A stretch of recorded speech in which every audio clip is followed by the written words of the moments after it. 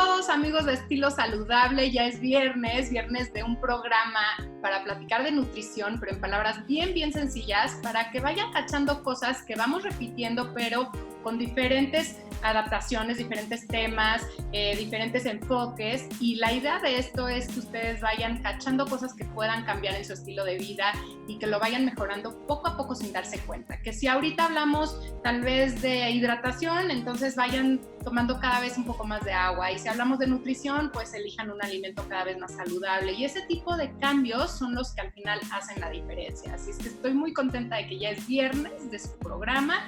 Y bueno, soy Esther Schiffman, soy nutrióloga y hoy tengo como invitada a alguien que ya ha estado con nosotros, platicó de dietas cetogénicas. Es que el que no ha visto el programa, váyanse ahí a los Facebooks de antes porque ahí quedan grabados. Y búsquenlo porque la verdad es que fue un tema muy interesante, fue un tema que gustó mucho y nos pidieron que regrese Paulina, así es que bienvenida, Pau. Ay, muchísimas gracias, de verdad encantada de estar aquí con ustedes nuevamente y pues a disfrutar este espacio maravilloso para poder aprender. Yo digo eso, cada viernes ir hablando de diferentes temas y al final como que salir fortalecidos, hacer estos pequeños cambios que no nos demos cuenta, pero al final tenemos un estilo de vida más saludable y no nos dimos cuenta, no fue tan difícil. Yo sí creo después de 18 años de dar consulta que eso es lo principal, que la gente siente que es el cambio tan drástico y tan difícil y tan, ¿no? La nutrición es tan complicada o tanta mala información que anda ahí que se confunden. Entonces mejor no hago nada, ¿no? Porque qué difícil es y mejor de algo me tengo que morir. Y lo he oído mucho, entonces sí, es la idea de estos programas es, tal vez no, hoy vamos a hablar de fibrosis quística y tal vez la gente va a decir, ¿qué es eso? Yo no tengo a nadie con esa enfermedad, pues no lo voy a escuchar, pero al contrario, porque cuando nosotros vamos viendo que todas estas enfermedades tienen una parte nutricia muy importante y nuestra alimentación y estilo de vida puede impactar tanto en la prevención como en el tratamiento, que realmente te hace cambiar este chip y te hace motivarte a hacer estos pequeños cambios que hablábamos, ¿no? No, y 100%. Y sabes que también es muy importante recalcar, pues sí, como bien lo dices, puede ser una enfermedad muy rara, pero el mundo es muy chiquito. Entonces, siempre podemos tener contacto con alguna persona que esté padeciendo o esté pasando por este proceso y pues poder tener esta información a la mano y poder orientar, pues siempre es maravilloso poder ayudar y poder decir o recomendar, ¿no? Algún especialista que pueda orientarnos sobre este tema. Entonces, la verdad es que como tú dices, ¿no? Siempre es bueno enterarnos de todo, saber un poquito de todo. ¿Por qué? Porque no sabemos cuándo podemos utilizarlo. Entonces, eso es maravilloso. Claro, y aparte pueden tener similitudes. Algunas enfermedades, si ahorita hablamos de un poquito de síntomas y cosas que sienten las personas con fibrosis quística, pudieras relacionarte teniendo otra enfermedad, teniendo los mismos síntomas y puede tratarse de la misma manera. Digo, ahorita vamos a ver, porque tú eres la experta en fibrosis quística, pero sí pudieran tener similitudes, entonces de todo se aprende. Así que bienvenida a este programa, me encanta que estés aquí. Realmente eres una doctora especialista, pero que le encanta esta parte de nutrición para tratar estas enfermedades que a veces la parte de medicina trata siempre con medicina, con pastillitas, y pues que tú tengas esta combinación de los dos mundos es muy importante. Claro que sí. Pues empezamos, si quieres platícanos qué es la fibrosis quística, quién pudiera tenerlo. Ok, mira, pues la verdad, como bien me conoces, a mí me encanta comenzar con un poquito de historia. Entonces, pues bueno, se empezó a estudiar desde 1938. Fue por medio de la doctora Dorothy Anderson, que ella trabaja en un hospital en Nueva York. Entonces empezó a notar que había pues ciertas alteraciones en el cuerpo que no tenía ni idea de qué pasaba. Entonces utilizó, bueno, por medio de una necropsia en niños, empezó a estudiar estos cuerpos y ella creía que se debía a una deficiencia de vitamina A. A lo largo de estos años se ha ido modificando, o más bien se ha ido estudiando muy bien y se ha ido, pues bien identificando por qué es la causa. Fue hasta 1989 que se dio el primer diagnóstico ya como tal, en donde se observa que es una enfermedad crónica, hereditaria, degenerativa y viene principalmente por medio genético. ¿Qué pasa en esta enfermedad? Bueno, lo primero que va a suceder es que vamos a tener un gene específico, que bueno, se va a encontrar en el número 7, pero ese es irrelevante en este momento, pero lo importante aquí es que este gene va a producir una proteína que se llama CFTR, que estas iniciales se corresponden a regulador transmembranal de fibrosis, como comúnmente lo conocemos. Estas proteínas no quiere decir que sean específicamente de esta enfermedad. Lo que pasa aquí es que cuando padecemos esta enfermedad hay ciertas alteraciones en esta proteína. Por ejemplo, puede ser que no se llegue a formar completamente o inclusive que no haya una buena interacción entre ciertas membranas que en un momento voy a platicar. Al momento de que hay una alteración en esta proteína, pues precisamente vienen muchas alteraciones en muchos órganos, entre ellos principalmente en pulmones, gastrointestinales, páncreas, reproductor, en muchos órganos que en un momento vamos a platicar, pero vienen principalmente estas alteraciones por varias mutaciones que tiene este gen. ¿Y qué tan frecuente es en México? ¿Qué tanto lo ves aquí en tus pacientes? Mira, como bien lo dije, aquí en México, pues se considera una enfermedad rara. ¿Por qué? Porque alrededor de 2 millones de mexicanos podemos ser portadores de este gen, pero somos asintomáticos, que tenga cierto defecto en este gen y no nos damos cuenta. También alrededor de 400 aproximadamente niños en México nacen con esta enfermedad al año. Entonces, por supuesto que es rara, pero sin embargo es muy importante. ¿Por qué? Porque tiene alteraciones no solamente en un órgano, sino en muchos órganos, como ya lo comenté ahorita. ¿Qué síntomas pueden ser los más comunes? ¿O pudiera haber alguien que la tiene y no sabe que la tiene? Sí, 100%. Mira, lo más importante aquí es las pruebas que podemos realizar para poder confirmar un diagnóstico. Sin embargo, una manera para saber cómo es que se puede transmitir esta enfermedad o cómo saber cómo se transmite, principalmente recordemos que es una enfermedad genética, 100%. Entonces, esto va a suceder que es recesiva. ¿Qué quiere decir esto? Que tanto el padre como la madre deben de ser portadores sanos de este gen de fibrosis quística. Si no, no va a haber ningún problema. Es muy importante aclarar eso. Tienen que tener tanto padre como madre portadores sanos de este gen para poder tener un hijo con este tipo de enfermedades. Es muy importante porque si alguien sabe que tiene fibrosis quística, la idea de no vas a buscar una pareja que no tenga, pero posiblemente sí, ¿no? Porque previenes que se pase a la siguiente generación. Entonces sí sería ideal, en este caso, pues si ya estás no tan enamorado, tal vez hacer una prueba de tu pareja para ver que los dos no sean portadores y que puedan pasar esta enfermedad de generación en generación para erradicarla, ¿no? Si no es tan frecuente, realmente erradicarla.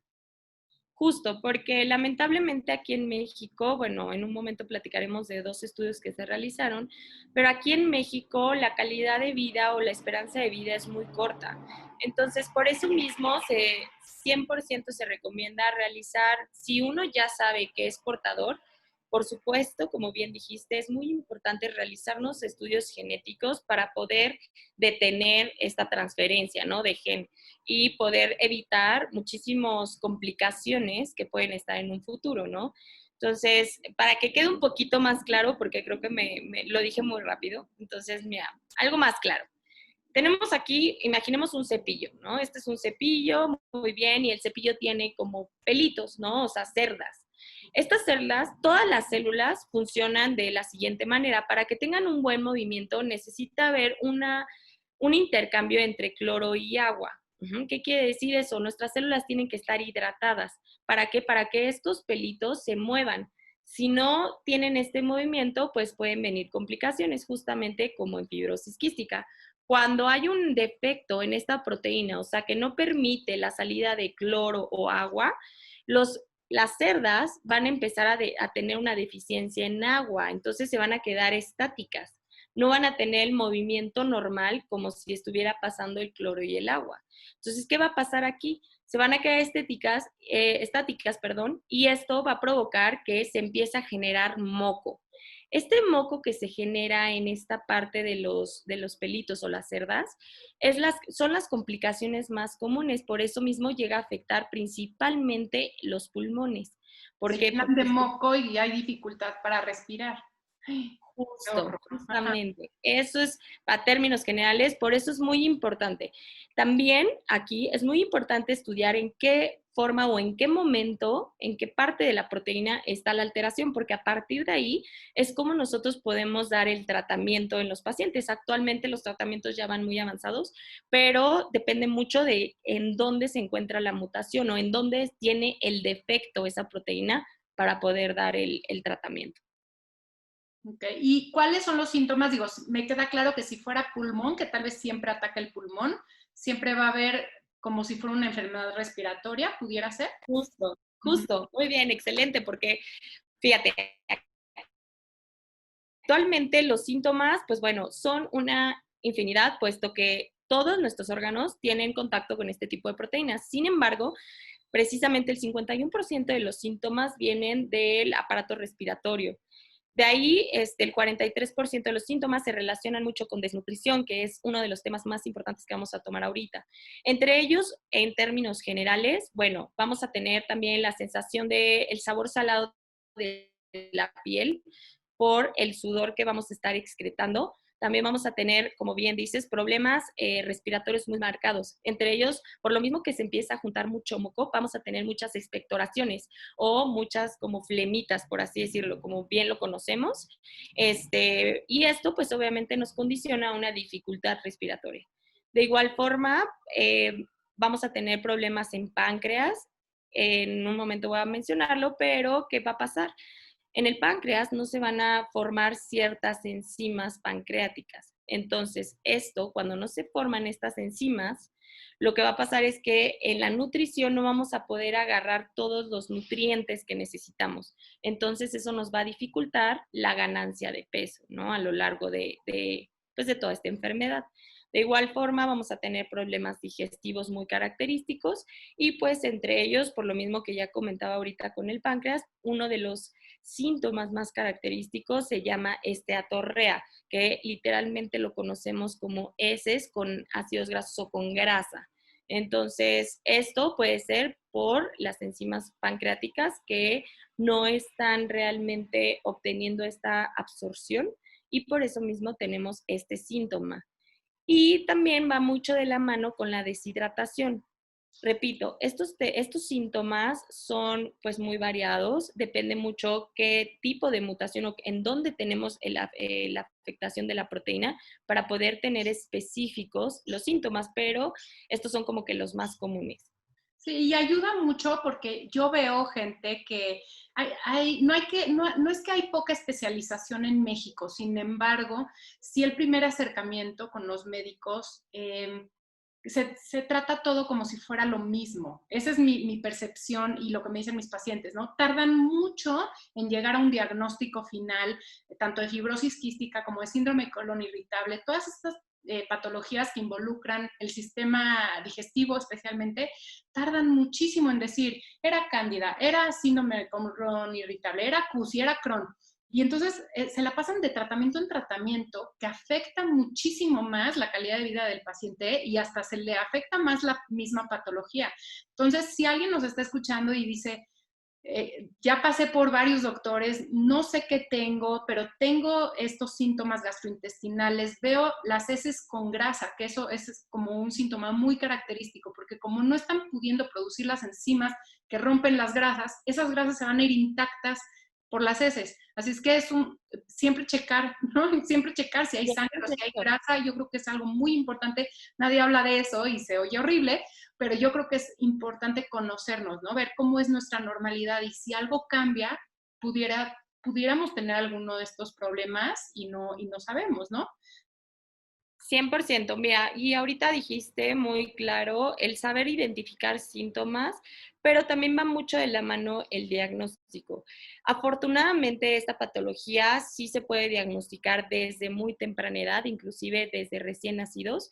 Entonces, lo más importante para tener un diagnóstico pues, primordial, se realiza una prueba que muy bien todos la conocen, que esta prueba se realiza en el talón, que es el famoso como screening o ¿cómo se llama? El tamizaje. En este Ajá. tamiz natal, exactamente, aquí podemos valorar perfectamente si hay alguna alteración en alguna estructura de esta proteína.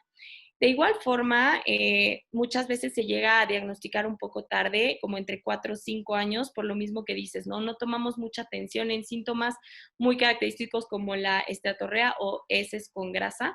Entre 4 y 5 años podemos llegar a hacer un diagnóstico que se llama prueba en sudor. ¿A qué se refiere con este test del sudor? Bueno, lo que van a hacer es recolectar durante 30 minutos por medio de unas pruebas químicas el sudor que se genere. Van a estimular estas glándulas y por medio de este sudor vamos a poder nosotros diagnosticar si está presente alguna alteración en esta proteína o no. Entonces, de esta manera, pues bueno, maravilloso porque ya podemos estudiar en dónde está el defecto y poder dar un tratamiento pues ideal, ¿no? O sea que generalmente sí se detecta en el nacimiento o en niños pequeños y sería muy raro que un adulto de repente diga, ay, tengo fibrosis quística.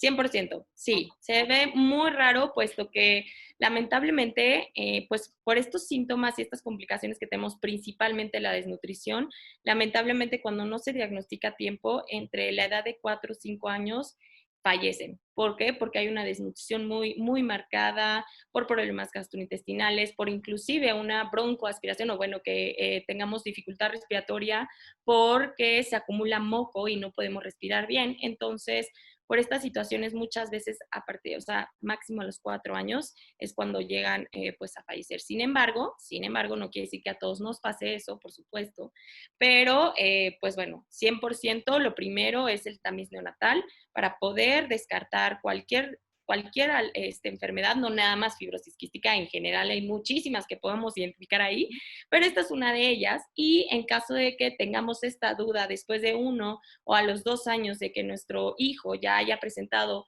este tipo de síntomas, pues bueno, ¿no? Comenzar pues con esta prueba de sudor para poder diagnosticarlo y bueno, ya no haya ninguna duda y poder dar el tratamiento específico, ¿no? Eso es maravilloso. ¿Qué sería? O sea, hablando un poquito, no de medicamentos, sino de la parte nutricia, ¿se puede hacer algo?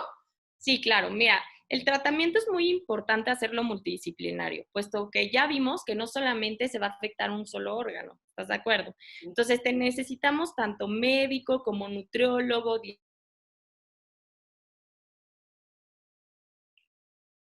zonas de terapia de rehabilitación. Entonces, ¿por qué? Porque es todo un mundo, tanto para pulmonar como gastro, como páncreas, como todo. Pero lo más básico, principalmente necesitamos, en caso de que exista alguna infección, bueno, terapia con antibióticos. Estos antibióticos, pues bueno, ya van a ser específicos, por supuesto que se tienen que estudiar qué tipo de bacteria exista y el médico pues ya dará este tipo de medicamentos. La segunda muy importante que va a ser la fisioterapia. Eso es algo extremadamente específico por lo mismo de el 51% afectación en pulmones, ya que la respiración necesita 100% eliminar el moco acumulado, literal. Cuando tenemos mucho moco en las vías respiratorias, esto dificulta al paso o al tránsito del aire. Para eso necesitamos una fisioterapia para que nos ayude a drenar y poder tener ejercicios respecto a la respiración. De igual forma, pues bueno, la alimentación es esencial en todo este proceso, desde el día 1 que tenemos el diagnóstico a lo largo de toda la vida. ¿Por qué? Por lo mismo de la desnutrición que puede ser muy marcada en este tipo de pacientes, la suplementación que tenemos que tener y por supuesto el mantener un equilibrio entre todos los micros y macronutrientes que en un momento vamos a platicar para poder tener una alimentación saludable. Y por no olvidarlo también, el ejercicio físico. Es una parte muy importante para mantener esta condición física, tanto pulmonar como pues en general, ¿no? La salud física va de la mano, bien sabemos que alimentación y ejercicio es fundamental en cualquier tipo de enfermedad. O sea, que aunque tenga dificultad respiratoria, se recomienda hacer actividad física para fortalecer todavía más, ¿no? Porque podría parecer que está contraindicado, ¿no? Y que tiene dificultad, mejor lo dejas tranquilito, pero no, hay que hacer ejercicio. Exactamente. Hay ciertos tipos de ejercicio que se recomiendan para estos pacientes, pero siempre tenemos que ser favorables o realizar ejercicio físico simplemente para fortalecer los músculos intercostales, o sea, los que se encuentran alrededor de nuestros pulmones maravillosos que necesitamos darle vida. Entonces, hay ciertos específicos que se recomiendan, claro, y con ciertas especificaciones, pero se puede realizar sin problema. Perfecto. Y en la parte de nutrición, ¿qué sería, por ejemplo, si alguien tiene un bebé y sale positivo en el tamiz neonatal con fibrosis quística, hay que dar lactancia, no? O sea, ¿cómo inicia toda esta parte de nutrición a lo largo de la vida? ¿Qué hay que cuidar en las diferentes Mira, etapas? es súper importante y uno de los puntos más importantes, pues, evitar la desnutrición. Siempre vamos a estar evitando esta parte porque una vez que se presenta, pues bueno, viene un poco más de complicaciones. Entonces, evitar la desnutrición, mejorar el crecimiento o ir a la par del crecimiento normal o el desarrollo que tengan el bebé o el niño a lo largo de la edad, mejorar perfectamente la función digestiva y, por supuesto, lo más importante, estar o mejorar la función pulmonar y la supervivencia que tenga el bebé, ¿no? Esto va a aplicar tanto en lactancia como cuando ya estamos en la lactación o, bueno, cuando ya estamos introduciendo alimentos sólidos y a lo largo de la vida. Aquí me importa muchísimo aclarar, el hecho de que tengamos fibrosis quística no quiere decir que exista una alimentación específica para estos pacientes, no. Sí se tiene que realizar ciertos ajustes, pero siempre y cuando todo vaya muy bien desde la lactancia, desde niños chiquitos, perfectamente pueden llevar una alimentación balanceada, encontrar y inclusive incluir cualquier grupo de alimentos para lograr un buen estilo de vida, ¿no?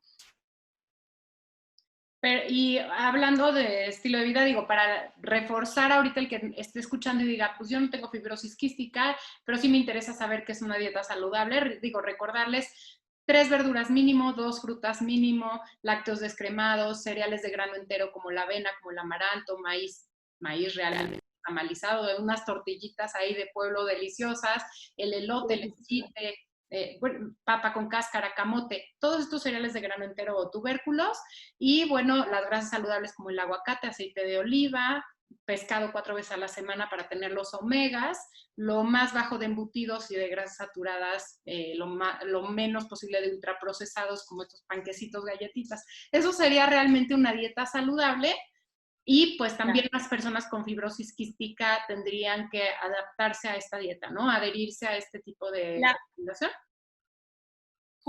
justamente sí se puede precisamente utilizar todos estos grupos de alimentos, pero cuando tenemos fibrosis quística, por lo regular tenemos que aumentar la cantidad de energía. Eso va a ser muy importante. ¿Por qué? Porque si se llega a dar una desnutrición, pues bueno, vamos a tener una baja ingesta de calorías, vamos a tener un aumento en la necesidad de estas calorías. Entonces, va a haber una pérdida, va a haber un aumento, va a haber todo un rollo ahí con la Una desnutrición. descompensación Una tremenda, ¿no? compensación tremenda, exactamente. Por eso mismo tenemos que aumentar la energía. Si un niño normalmente tenemos que llegar al 100% o al 100%, perdón, de la cantidad de calorías que tiene que ingerir en un día, en este tipo de pacientes con fibrosis quística tenemos que llegar hasta un 120 o 200% de energía al día. O sea, aquí me gusta mucho aclarar que son dietas hipercalóricas. Por la mala absorción, ¿no? Porque lo que coman no lo absorben completo, ¿o por qué Justo. sería? Ujú. Justamente, ¿por qué? Porque hay un problema en la mala absorción. De hecho, aquí me encantaría platicarles, se hicieron 2 estudios muy interesantes. Uno que se llama el estudio de Boston y otro que se realizó en Toronto. El estudio de Boston dieron una dieta muy bajita en calorías y muy bajita en grasa. Entonces, por lo mismo, dieron muy poquitas enzimas pancreáticas. ¿Qué pasó? Que la sobrevida de estos pacientes llegaban únicamente entre 18 a 21 años versus el estudio que se hizo en Toronto, en donde utilizaron dietas hipercalóricas, utilizaron alto en grasa, pero grasas, recordemos, grasas buenas, no saturadas, que son las malas, y por supuesto las enzimas pancreáticas de acuerdo a esta porción de grasa que estamos ingiriendo. De esta manera, la sobrevida, bueno, fue impresionante, aumentó hasta los años en 30, 35 años. Entonces, pues bueno, imagínate, ¿no? Por eso mismo es muy, muy importante tener en cuenta que sí se puede realizar una alimentación balanceada, como bien lo digo, pero siempre tener en cuenta que sí existe cierta desnutrición, es muy importante aumentar en calorías y por supuesto ya hablando un poquito más rápido, entre macros y micros, pues bueno, macros tenemos tanto las proteínas como bien las mencionaste, las grasas, ¿no? Y los carbohidratos que es energía. Entonces, cada persona es individual, entonces por eso mismo es acudir con el especialista para poder darles un plan específico de acuerdo a las calorías que tengan, pero aproximadamente vamos a aumentar en proteínas, pues bueno, ¿no? De alto valor biológico, vamos a tener grasas buenas, como bien ya lo mencionaste, los carbohidratos, pues bueno, entre un 40-45%, siempre y cuando mantener la función pulmonar, pues bueno, al máximo, ¿no? Entonces, importantísimo. Una dieta tiene que ser siempre individualizada, más en este tipo de pacientes. ¿Para qué? Para poder dar perfectamente las porciones que se necesitan, poder decir, dividirlas tanto en frutas, verduras, como bien dijiste, en omegas, en todos estos valores increíbles que tenemos para poder llegar a una nutrición balanceada. Sí, hay dos puntos que me interesan mucho aclarar. Yo creo que la gente que nos está escuchando a veces dice, sí, sí, sí quiero comer sano, pero empieza a oír proteínas de alto valor biológico y a veces es difícil, ¿no? Como, ¿qué empiezo? Entonces sí les quiero decir que las proteínas de alto valor biológico son las que podemos aprovechar al máximo, que realmente vienen completas. Imagínense un collar de perlas y cada perlita es un aminoácido, es una parte de la proteína y entre más bolitas tenga, pues más completa es esa proteína. Así es que necesitas proteínas que tengan todas las bolitas completas y las más altas siempre han sido el huevo y el suero de leche. El suero de leche, pues son todas estas proteínas de deportistas, por eso se hacen del suero de leche, porque realmente son proteínas completas. Pero bueno, evidentemente si tomo leche descremada, pues también tengo una proteína completa. Así es que el huevo y la leche, si hay alguien que necesita proteínas de alto valor biológico, son las top 2. Y obviamente las puedo obtener de proteínas vegetales, como los frijoles, lentejas, garbanzos. Son muy buena fuente de proteínas, pero están incompletas. Para hacerlas completas las necesitamos combinar con los cereales como la tortilla, el arroz. Así es que estas combinaciones de frijolitos con arroz, lentejas con tortilla de maíz, papa con garbanzos, estas combinaciones te hacen proteína de alto valor biológico, te hacen proteína de calidad. Por eso es que un vegano, claro que puede tener proteínas de calidad, pero tiene que hacer estas combinaciones. Así es que yo creo que proteínas de alto valor biológico todo mundo tenemos que consumir, tengamos la enfermedad o la salud que tengamos, porque va a ser la base de que se formen las hormonas, los neurotransmisores, los músculos, todo lo que nos hace funcionar. Así es que yo siempre trato de calcular mis dietas en base a la proteína y ya que garantizo la proteína de mis pacientes, lo demás, si falta no importa tanto, ¿no? Sí les pones un poco de riesgo en algo, pero no es tanto como si la proteína está deficiente. Por eso me gustó mucho aclarar esto. Y otra parte que dices tú de la digestión, creo que también viene, aunque no tengan fibrosis quística, se ve mucho en el consultorio el uso de antiácidos y de muchos problemas gastrointestinales. Entonces la gente, uno limita lo que come porque tiene malestar. Entonces empieza a comer solo cosas que le caen ligero, pero no necesariamente son nutritivas. Y otro es que lo poco que comen no lo absorben bien. Entonces, sí es importante, si tienen malestar gastrointestinal de cualquier tipo, sí curarlo de alguna manera, no con antiácidos y pastillitas, sino con un tratamiento nutricio, porque el comer y no aprovechar los nutrientes, yo creo que es la base de muchas enfermedades. Me toca ver, pues sientes que comes bien, pero a la mera hora tienes deficiencia de hierro. ¿por qué es? ¿No? Y siempre es por un malestar gastrointestinal. Yo siempre les digo, mira, cuando existe un síntoma, tenemos que saber el por qué, de dónde viene para poder dar un tratamiento específico. Si no, puedes realizar mil y un cosas o como bien dijiste, ¿no? Los antiácidos, que a la larga eso te da más problemas que curar el problema de base. Claro, Entonces, bajas el ácido y ya no digieres bien y entonces todo entra enterito, no lo aprovechas, es un problema. Y parecería que tener acidez o tener indigestión es algo leve y aprendemos a vivir con eso y yo claro, veo es normal, ¿no? que A es todo mundo le pasa. normal y ya me tomo mi tal cosa y no, es la base de tener una buena salud porque no estás pudiendo aprovechar eso que estás comiendo, no lo estás pudiendo aprovechar definitivo. 100%. Y mira, aquí me gustaría aclarar esta parte, como ya mencioné mucho enzimas pancreáticas, ¿no? Entonces, justamente ahorita esto de la digestión, me encantaría aclarar esto y poder contarles. ¿Qué pasa? El páncreas también llega a tener alteraciones cuando esta proteína no está bien formada en alguna parte de esta proteína.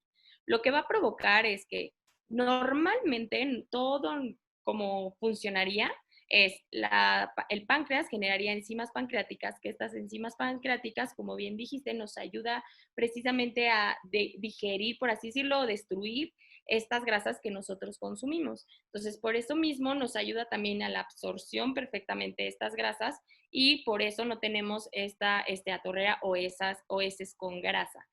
¿Qué pasa aquí? ¿Por qué tenemos que dar enzimas? Lo que va a pasar es que nuestro páncreas no va a formar estas enzimas pancreáticas, no las forma. Aunque Entonces, ¿qué va a queramos, pasar?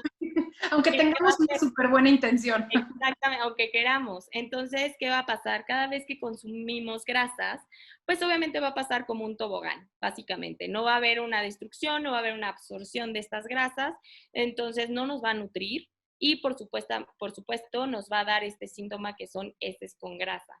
Entonces, cuando nosotros damos o suplementamos o damos este tratamiento más bien de enzimas pancreáticas de acuerdo a el, los gramos de grasa que estemos consumiendo, eso es muy importante, de acuerdo a los gramos de grasa que estemos consumiendo, de acuerdo, o sea, todo es individualizado, pues bueno, esto nos va a ayudar a que estas enzimas pancreáticas van a poder destruir la grasa que consumamos y van a poder tener una mejor absorción de estos nutrientes. Por eso vamos a ayudar a evitar la desnutrición entre todas estas cosas.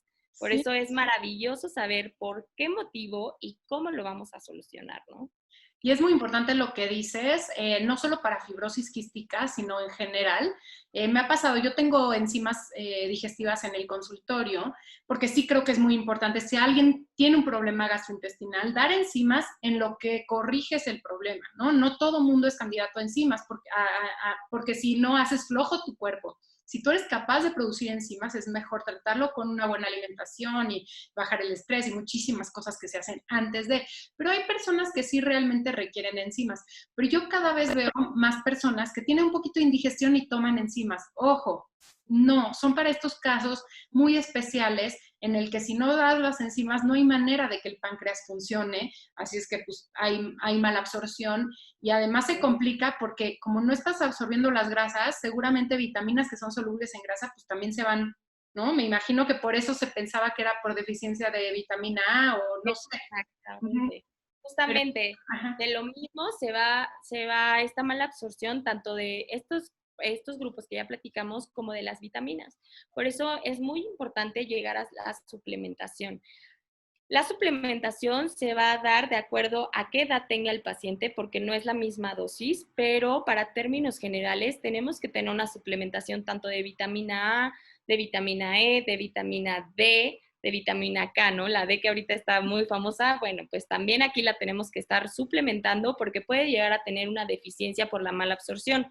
De igual forma, el calcio va a ser muy importante y el sodio por la deshidratación que pueden llegar a tener.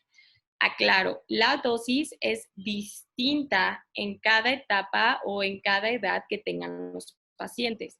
Por eso mismo no es algo como de una receta de cocina, ¿verdad? Entonces, por eso, de nuevo, acudir con el especialista es fundamental. Perfecto. Y no, y la parte de la hidratación no funcionaría como en una persona normal, que pudieras ver tu orina de la mañana, darte cuenta si estás deshidratadito, tomar un poco más de agua, o se altera mucho. en estos Sí, pacientes? fíjate, sí podríamos irlo notando como la hidratación normal. Sin embargo, con este tipo de pacientes, como es más específico, sí tenemos que estar valorando cada máximo 3 meses. La valoración de laboratorios tiene que ser máximo 3 meses para poder dar algún ajuste, principalmente el tema del ejercicio. Por ejemplo, ahorita retomando eso, ¿por qué? Porque muchas veces durante el ejercicio, pues bueno, ¿no? Podemos llegar a tener una deshidratación por el ejercicio que estemos tomando, ¿no? Entonces, justamente aquí, cuando llegara a pasar eso, se tienen que tomar estudios de laboratorio específicos para poder tener pues ajustar la dosis en caso de que sea necesario. ¿Y cómo es la calidad de vida de una persona con fibrosis quística? ¿Puede vivir una vida normal o tiene que estar con ciertos cuidados muy rigurosos? ¿Cómo es? Mira, la verdad es que la calidad de vida en general puede ser muy buena o puede ser muy mala. ¿Por qué? Si nosotros no atendemos los pequeños síntomas que se presenten, a la larga se puede dar unas complicaciones impresionantes.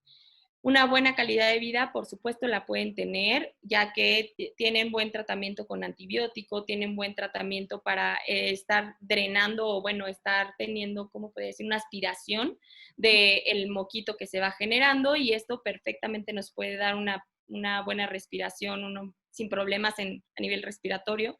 Si estamos teniendo un buen control en la nutrición, evitamos la desnutrición, podemos estar consumiendo todos los grupos de alimentos suplementados y con las enzimas pancreáticas. Entonces, en general, pueden tener una muy buena calidad de vida siempre y cuando vayamos de la mano entre todos los especialistas y, por supuesto, pues tener cuidado ante cualquier complicación que se pueda generar, ¿no? Y más ahorita en COVID, por ejemplo, pues esta situación pues puede llegar a alterar el área o la parte respiratoria, entonces pues bueno, tener las medidas que todos estamos teniendo, yo creo que eso es fundamental. Tener mucho cuidado, ¿no? ¿Has visto algún incremento en las personas con fibrosis quística o cómo te ha tocado en consultorio? Mira, la verdad es que sí se ha visto un incremento más porque se empiezan a preocupar por el qué está pasando. O sea, ya está ahorita mucho la prevención. Eso es maravilloso. Y yo creo que no nada más en fibrosis quística, la prevención ante cualquier patología es primordial, aunque por ese lado yo creo que sí he visto un aumento en la consulta. Sin embargo, también he visto muchísima mejoría en cuanto a síntomas, a pesar de en esta situación en la que estamos, ha habido muchísima mejoría, tanto gástrico como respiratorio. Entonces, vamos, vamos bien.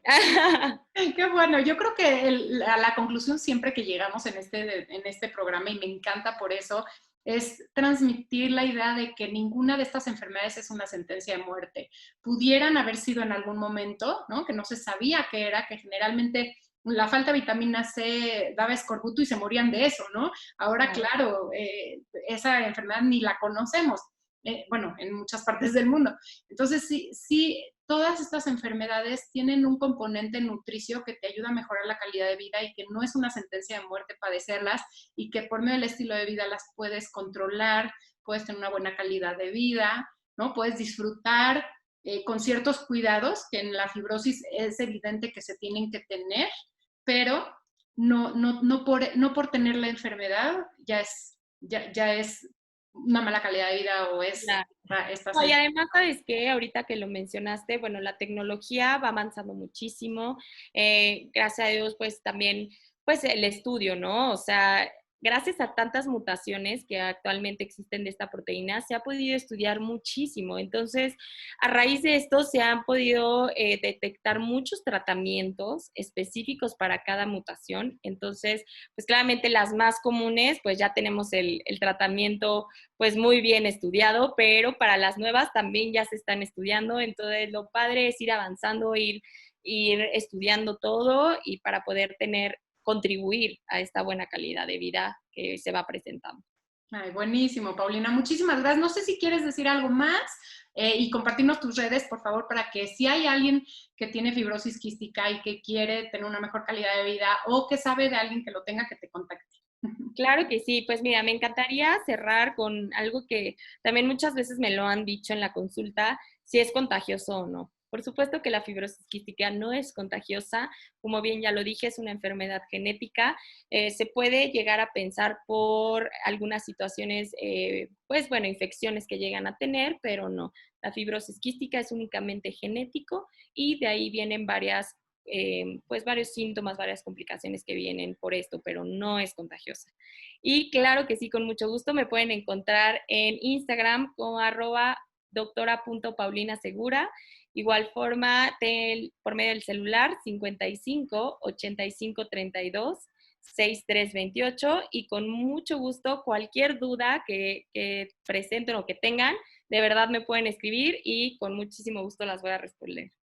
Ay, buenísimo. Muchísimas gracias, Paulina. Gracias por responder todas nuestras dudas. Yo sé que esta es una enfermedad tal vez poco común, entonces muy poca gente se sienta como identificado, pero al final la idea es tratar de que tengamos el mejor estilo de vida posible, porque eso nos va a hacer mucho más fuertes para aguantar cualquier cosa, ¿no? Cualquier cosa que venga.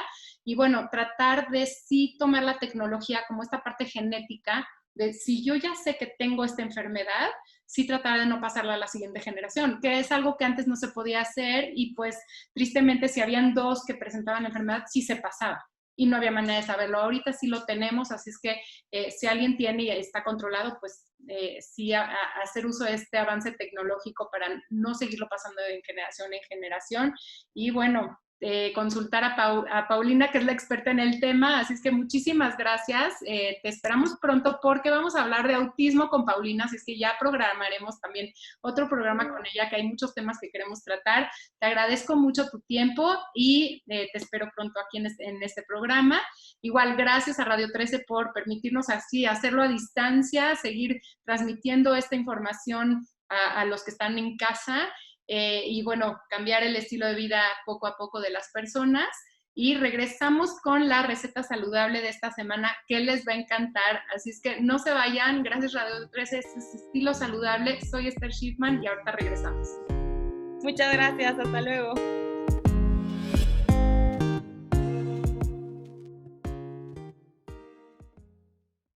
Para la receta de este viernes de nuestro programa Estilo Saludable, haremos una gelatina de lima y pera. Ingredientes: 4 peras comis peladas, 3 tazas de jugo de lima, 1 cucharadita de ralladura de lima, un sobre de grenetina, 4 cucharadas de azúcar, flores comestibles y agua. Preparación: hidrate la grenetina en 1/4 de taza de agua. Caliente media taza de jugo de lima e integre la grenetina. Mezcle con el resto del jugo, ralladura y azúcar. Ponga cada pera en un vaso mediano, cubra con la mezcla de la grenetina, decore con flores y refrigere por 3 horas.